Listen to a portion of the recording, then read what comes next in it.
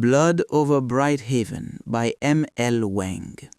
Thomil of the Caldonnae tribe stood on the frozen edge of Lake Tiran, the last remnants of his people huddled against the wind. Before them lay the glowing, magically shielded city of Tiran, a symbol of salvation from the blight that had ravaged their homeland, the Quen.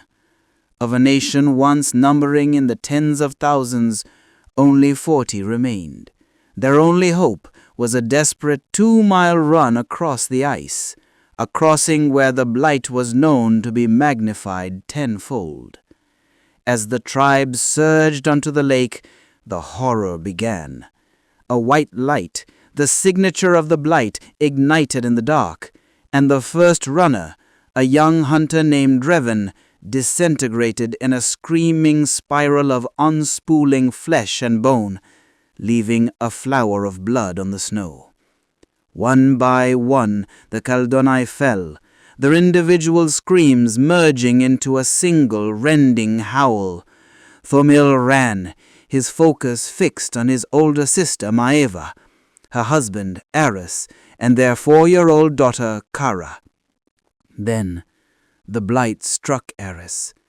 With his last breath, the massive hunter roared, "Take Carra!" Maeva snatched her daughter from his arms just as he came apart. A stray loop of light clipped Carra's face, scarring her and knocking her unconscious. Thomil, seeing his sister falter under the weight of her grief and her daughter, took the child into his own arms. They were nearly across when the ice, weakened by the city's warmth, began to give way. The remaining few Caldonnae, including Maeva, were swallowed by the freezing water, the blight claiming them in churning red flashes beneath the surface. Maeva's last act was to scream at her brother, "Thomil, run!" Driven by a singular purpose, to save his niece, Thomil sprinted the final stretch, crashing through the thinning ice and scrambling onto the pavement of Tiran. He collapsed, but not before confirming a faint heartbeat in Carra's neck. As he lay gasping, 2 tyrannish barrier guards appeared. To prevent them from discarding the injured child, Thomil, remembering a law that forbade separating parents and children, claimed the girl as his own. "Mine, my daughter." He was a husk, his entire world destroyed on the ice, but Carra lived. The Caldonnae still lived. Far from the city's edge, Sciona Freynan, a brilliant and intensely ambitious research mage, prepared for the High Magistry examination. No woman in Tiran's history had ever passed. Accompanied by her kind, practical cousin Alba, Sciona arrived at the University of Magics and Industry, a place she considered her true home. Her mentor, the compassionate archmage Dareth Brigham, met her with words of encouragement, bolstering her against the crushing weight of expectation and the near certainty of failure. Inside Leon's hall, under a dome painted with the heroic deeds of Tiran's founding mages, the exam began.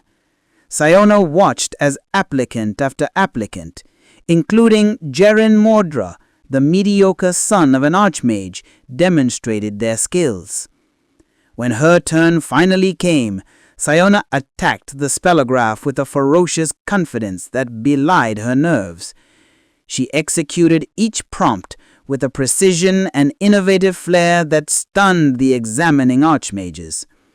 For the final task, Archmage Duris, a young and severe conduit designer, challenged her to levitate a massive industrial cauldron. Underestimating its weight, she siphoned too much energy, launching the cauldron through the domed ceiling. Shouts and falling debris filled the hall.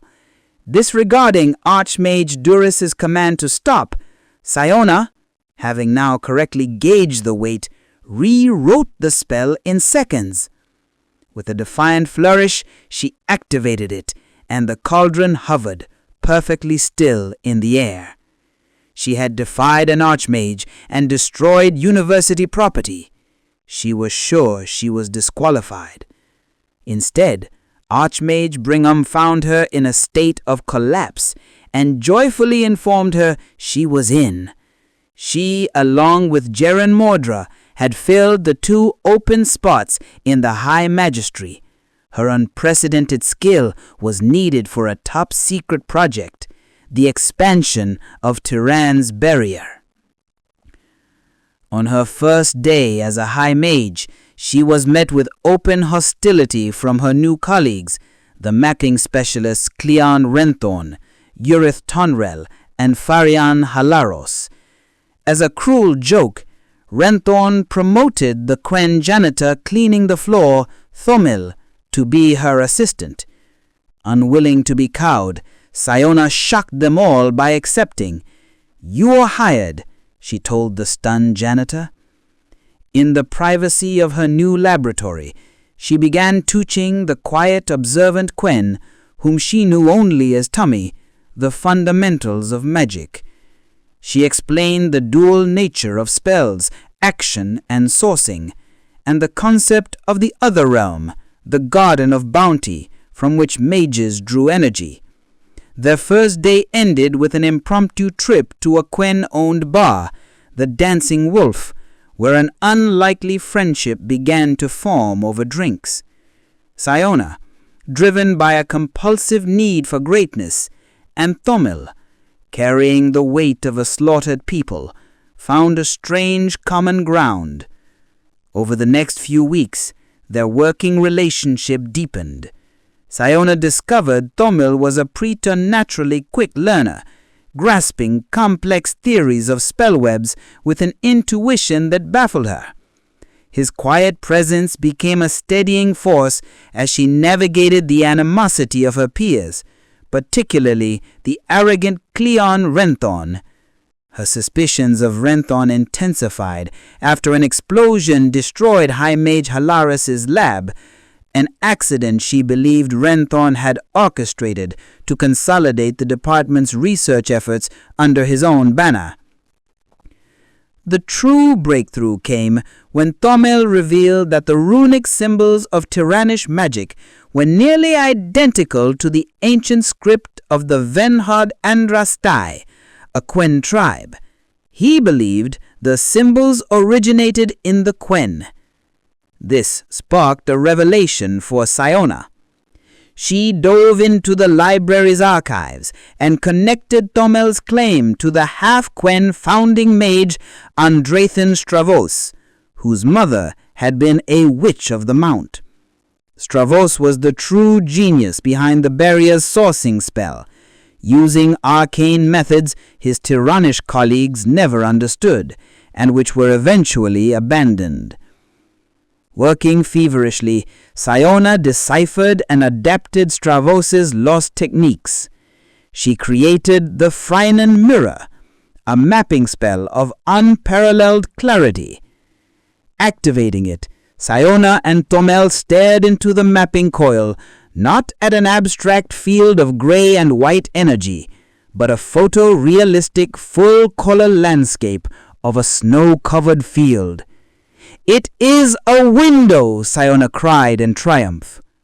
Then Thomil recognized it. "It looks like the Quen."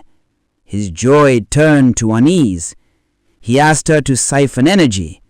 Sciona targeted a bush, and as she activated the spell, the bush lit up with a familiar white light and unraveled like thread, the same way the Blight had consumed her tribe. That was Blight. Thomil hurled the spellograph to the floor, shattering it.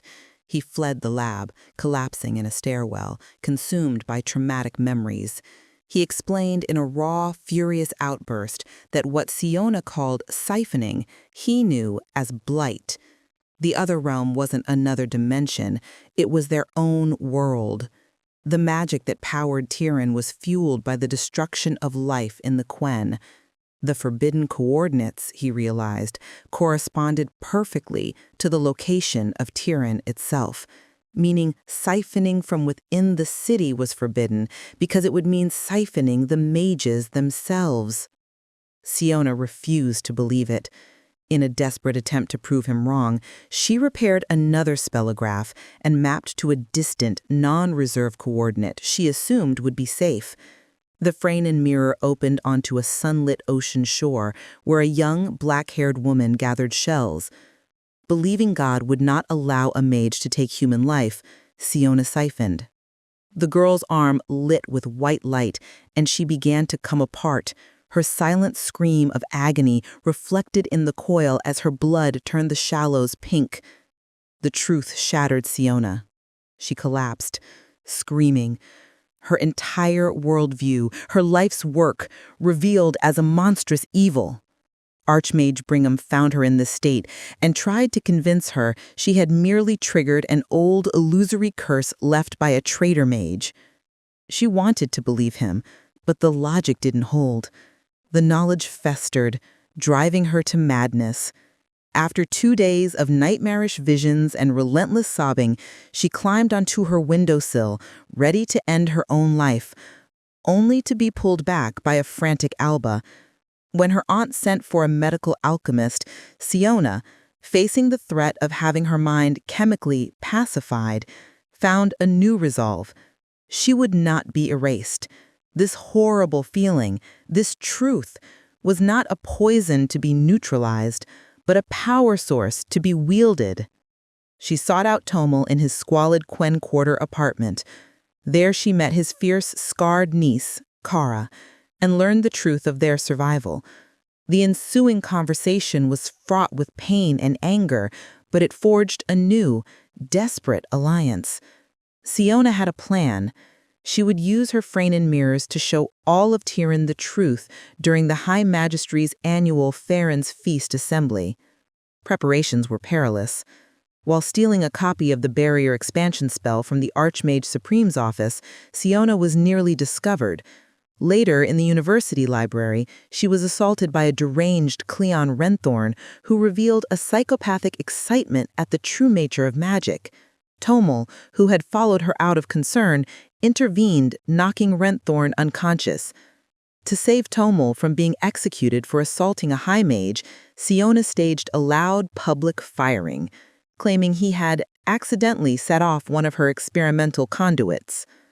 On the evening of Farron's feast, disguised as Quen janitors, Sciona and Carra infiltrated the Western Reserve siphoning tower. They loaded Siona's spell web, a spell designed to hijack every public utility conduit in the city, onto the backup master spellographs set to activate at the noon shift change the next day. The following morning, Sciona faced her trial in Leon's hall. She condemned the council for their centuries of lies and deceit, before being unanimously sentenced to death. As she drank the poison, the city's clock struck noon. The master spellographs shifted, and Leon's hall, along with the rest of Tiran, was plunged into a new reality. Freynan mirrors blazed to life on every light fixture, every vehicle, every inch of the barrier displaying the gruesome, colorful truth of magic's cost. The city erupted in screams and chaos as its citizens witnessed the blight firsthand. But Sciona had one final, terrible act planned. As the archmages tried to restore order, a second spell activated, a failsafe Thomil had reluctantly agreed to trigger. It was a modified barrier expansion spell, but its siphoning coordinates were set to the main magistry building itself. Light erupted from within Leon's hall, consuming the mages, the politicians, and the guards in the same horrific spirals of blight they had inflicted upon the Quen for 300 years. Siona's last thought was not of vengeance, but of love, and a desperate hope for the future she would not see. On a rooftop overlooking the burning city, Thomil and Carra watched the High Magistry be consumed. Their victory was short-lived as they were confronted by the only two surviving High Mages, Jaren Mordra and a gleeful Cleon Renthorn, who declared himself the new Archmage Supreme. As Renthorn prepared to torture Thomil for the location of Sciona's spellograph, Carra ambushed him, smashing the heavy machine into his skull and killing him. Thomil, seeing the terrified, grief-stricken Jaren Mordra, spared his life. In memory of Sciona's hope for a better world, he charged the last High Mage of Tiran to remember the day's horror and do something good with it. As the barrier expanded westward, its deadly siphoning effect temporarily nullified, a mass exodus of Quen poured from the city. Thomil and Carra joined them, running not from oblivion, but towards a new uncertain hope in the freezing dark of the deep night.